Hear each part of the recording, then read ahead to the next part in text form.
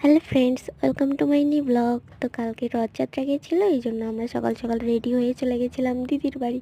মানে দিদির বাড়ি যেখানে, ওইখানটায় রথযাত্রাও হয়। উম, তার মানে দিদির বাড়িতে বেড়ানো হয়ে গেল আর রথযাত্রাটাও দেখা হয়ে গেল, তো এই জন্য আমরা চলে গেছিলাম। আর এইখানটায় দেখো এত হাসাহাসি হচ্ছিল। আমরা টোটোতে করে যাচ্ছিলাম, প্রথমে বাসে করেই গেছি হলদিয়া দিয়ে, তারপর হচ্ছে আমরা টোটোতে করে যাচ্ছিলাম, একটু ফল মিষ্টি কিনে নিয়ে যাচ্ছিলাম। আর এই যে বস্তায় করে কাঁঠাল নিয়ে যাচ্ছে, হ্যাঁ।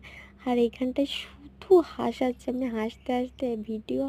আর রাস্তাটা এত খারাপ, শুধু নড়ছে। আর এই যে এখান তখনও বৃষ্টি এসে গেছিলো হঠাৎ করে। তারপরে এই যে দেখো, হালকা হালকা বৃষ্টি পড়ছে, তাও আমরা কোথাও না দাঁড়িয়েই সরাসরি দাদা বুয়া আবার আমাদের নিতে এসে গেছিলো। তো তখন আমরা বাইকে করে এই যে চলে আসছিলাম।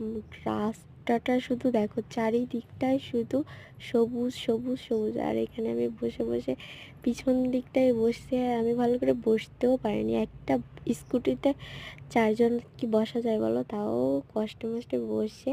মনা সামনে বসছে আর আমি সবার পিছনে, আমি পিছনে বসে মনে হচ্ছে আমি পড়েই যাবো। আমার বর তো আমার একটা পা ধরে রেখে দিয়েছে যাতে আমি পড়ে না যাই। তো সেইভাবে যে যাচ্ছিলাম, আর দেখো চারিদিকটা শুধু সবুজে সবুজে ঘেরা।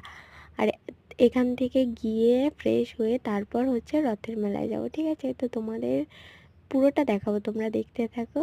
আর এই যে দেখো, এখন চলে আসছি বাড়িতে। এসে আমি এত খিদা পাইছিলাম, মানে আমি বাড়িতে খেয়ে গেছিলাম না, তো তারপর ওইখানে গিয়েই তাড়াতাড়ি খেতে বসে গেছি। খেয়ে উঠে তারপর একটু সময় রেস্ট নিয়ে ওই যে শাড়ি টাড়ি চেঞ্জ করে তারপরে এই যে আমরা মেলায় যাচ্ছিলাম। আর তোমাদের সঙ্গে সব কিছু শেয়ার করছি, ঠিক আছে? তোমাদের যদি ব্লগটা ভালো লাগে অবশ্যই একটা লাইক করে দেবে, ঠিক আছে? আর কমেন্ট করে জানাবে তোমরা কারা কারা রথের মেলায় গেছো, ঠিক আছে? আর এখানে যে আমি আর মনা বসে বসে একটু ভিডিও করছিলাম। আর এটা হচ্ছে একটা নদী, হ্যাঁ, এই নদীটা নিয়েও না অনেক গল্প আছে, তোমাদের পরে বলবো। আর এই যে দেখো, তারপর আমরা রথের মেলার ওইখানে চলে আসছি। এত ভিড় হয়েছিল সেখানটায় কি বলবো, যেহেতু রথের মেলা হচ্ছিল আর ভিড় তো হবেই। আর ওই যে মন্দিরটা দেখতে পারলে বড়, আর এই যে রথ টানছে, আমি ওইখানটায় রথের দড়ি ধরে দাঁড়িয়ে দাঁড়িয়ে ওকে ডাকছিলাম।